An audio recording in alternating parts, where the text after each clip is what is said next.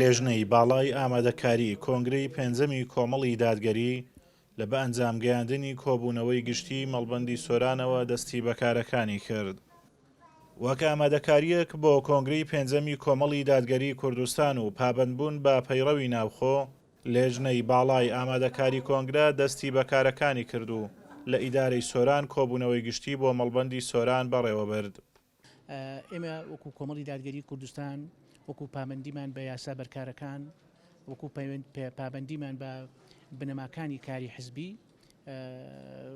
سەرکردایەتی کۆمەڵی دادگەری کوردستان بڕیاریدا دەست بە ڕێکارەکانی ئەنجامدانی کۆنگرە بکە و یەکەم هەنگاویش لە بەستنی کۆبنەوە گشتیەکانی سنووری مەڵبەندەکان دەست پێ دەکات کە ئەمڕۆ یەکی پێنجی ساڵی 2025 یەکەم کۆبنەوەی گشتی لە سنووری مەڵبەندی سۆران وەکو لیژنەی باڵای ئامادەکاری کۆنگرە دەستمان پێکرد.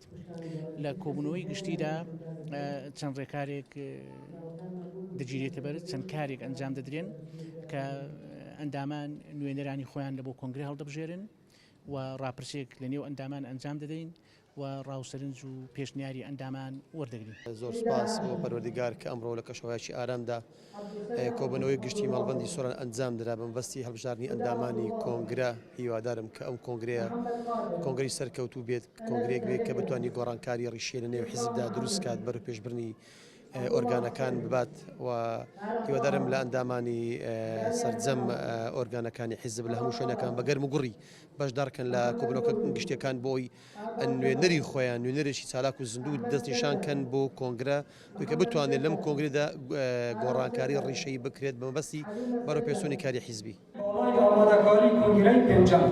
هاوکات کۆبوونەوەی گشتی بۆ هەڵبژاردننی ئەندامانی کۆنگرە لە قەزای خەلیفان بەڕێوەچوو. ئەندامانی کۆنگرە لە سنوورەکە هەڵبژێردران. هەر لە کۆبوونەوە گشتیەکەدا ڕاپرسی لە سەرکاری حیزب و ڕاوسەرنجی ئەندامان بۆ داهاتووی کۆمەڵ خرانە ڕوو.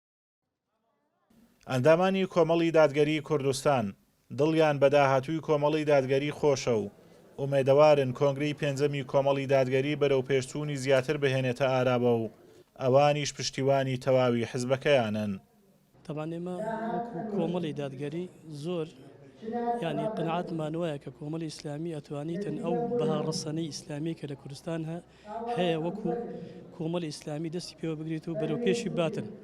کۆمەڵ بوونی کۆمەڵ یان کۆمەڵی ئیسلامی شتێکی زۆر زەرورە لە کوردستان هەبێتن بۆ ئەوەی کەوا هەموو مسلمانان کۆ بکاتەوە لە سەر یەک سفرە و بتوانێتن ئەو ئەنجامە یان ئەو بەرنامەی کە پێێتی وەکو پێویست ڕای بگەێنیتن بە هەموو خەڵکی کوردستان و خەڵکی خۆمان.